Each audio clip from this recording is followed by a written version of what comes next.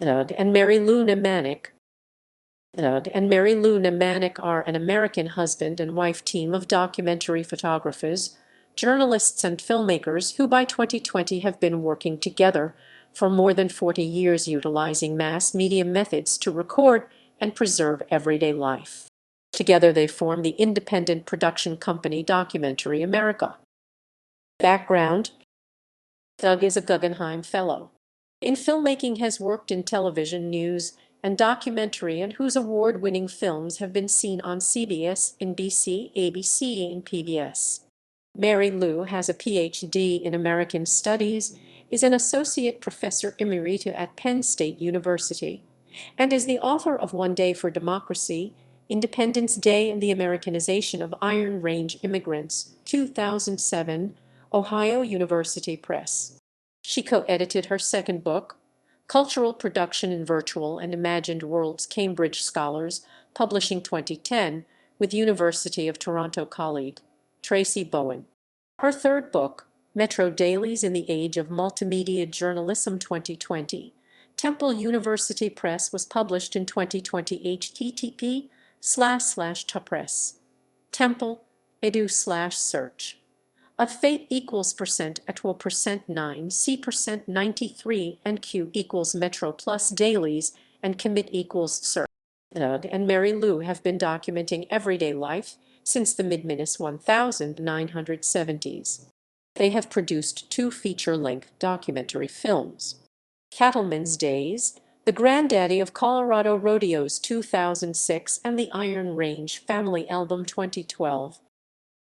History: Douglas F. Nemanic worked in media as a reporter, photographer, filmmaker, and writer for approximately 17 years.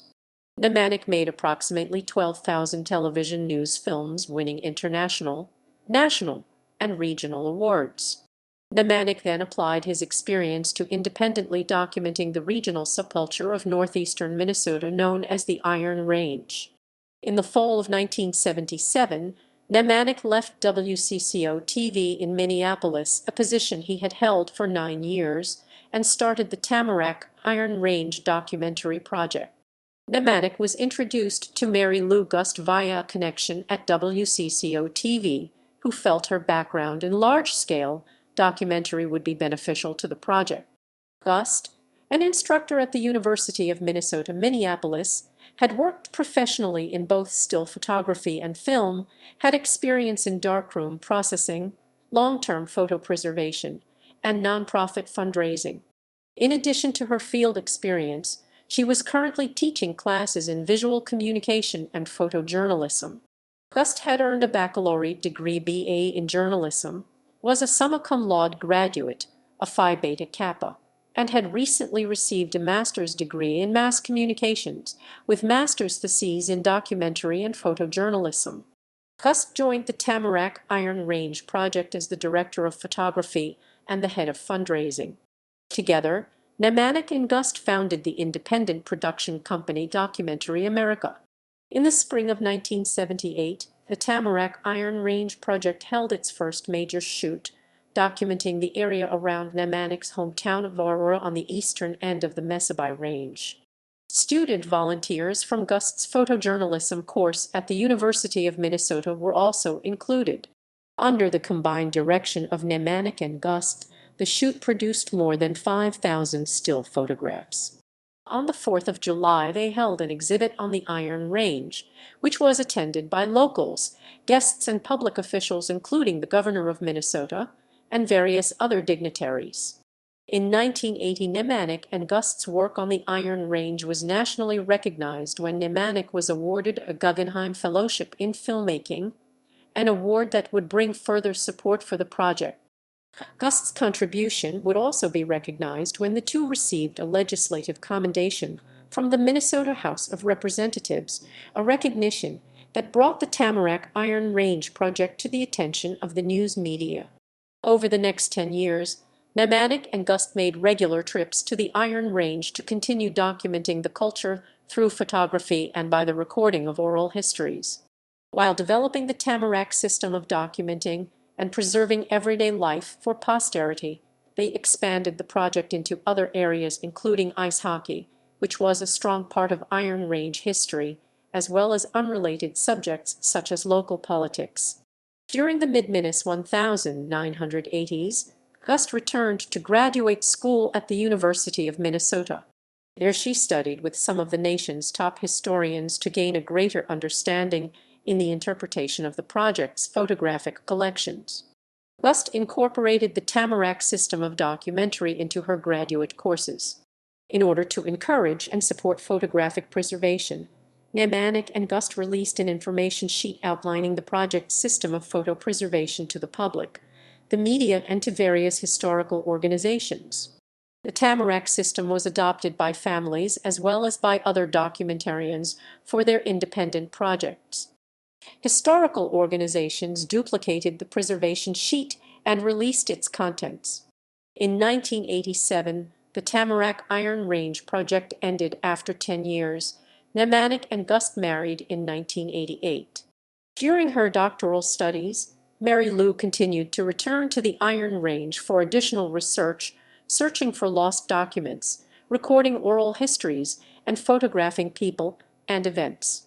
Her doctoral thesis was about the unique history of the 4th of July on Iron Range, One Day for Democracy, Independence Day, and the Americanization of Iron Range Immigrants was published as a book by Ohio University Press in 2007. This additional research and photographic documentation then became a part of the Greater Iron Range collection. Mary Lou graduated from the University of Minnesota in Minneapolis in 1996 with a Ph.D. in American Studies. Cattlemen's Days.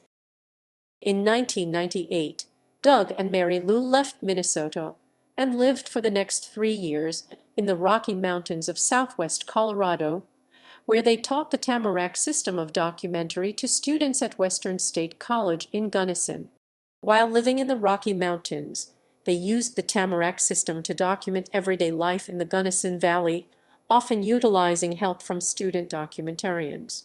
Their main project was built around the 100th anniversary of Cattlemen's Days rodeo and races. A crew of 13 was hired to record the 100th anniversary using still photography, video, and sound recordings.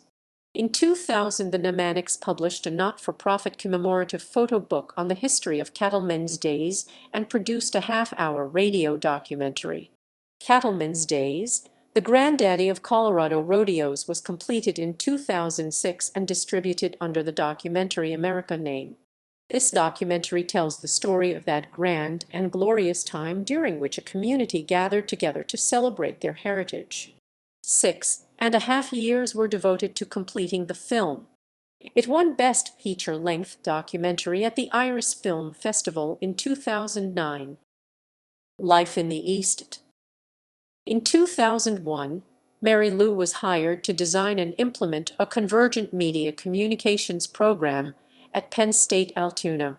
Living in the East provided Doug and Mary Lou with the opportunity to expand Documentary America's documentation work into central Pennsylvania, as well as into major eastern cities such as Boston, New York, Pittsburgh, Philadelphia, Cleveland, and Washington, D.C. Their first major shoot was the documentation of the 4th of July celebration in Philadelphia. It was the first Independence Day following the terrorist attacks of New York City 9 months before, and they were able to record the dauntless spirit of America during those troubled times. The Iron Range Family Album.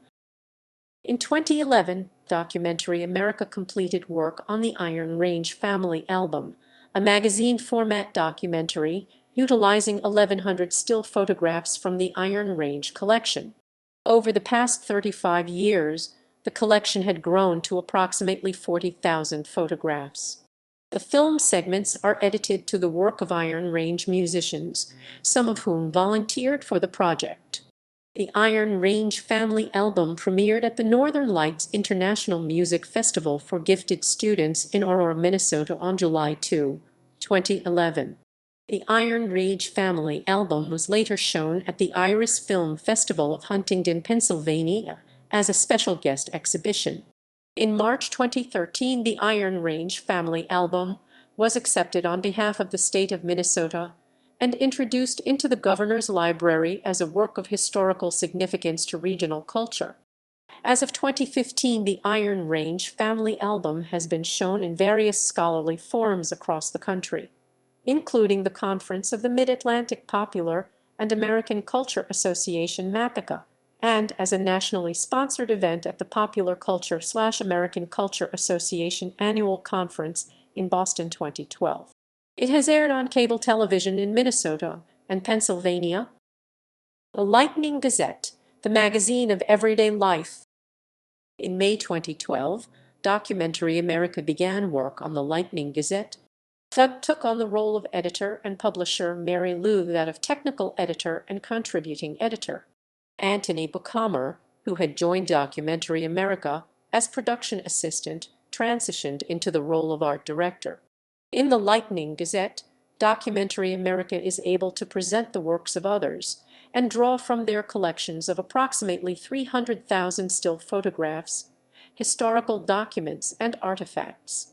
Since its inception, the Lightning Gazette has attracted readership from various states and provinces, and has included work from respected experts within the fields of art, music, journalism, history, media, and education. The Lightning Gazette can be viewed free of charge online at https://thelightninggazette.com/. Volunteers. Hundreds of people have volunteered thousands of hours to help make and display the Documentary America record of everyday life. During the 1980s and 1990s, researchers volunteered time to help Documentary America with difficult topics. The Ice Hockey Project. Documentary America's Tamarack Hockey Project was founded in 1980, and over the next 9 seasons recorded examples of every level being played in Minnesota. In addition to still photographs, 16mm film and videotape were also shot, and natural sound and oral history recordings were made.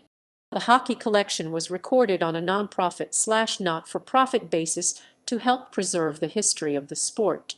It will one day be donated to the United States Hockey Hall of Fame for preservation. In May 2013, 20 framed silver prints of hockey great John Mariucci were donated to the U.S. Hockey Hall of Fame. The photographs are being exhibited at the hall in Eveleth, Minnesota, on a rotating basis with the rest of their permanent collection. Return to Minnesota, Minnesota. In May 2019, Documentary America returned to its original base in the Twin Cities in order to concentrate on their Minnesota collections.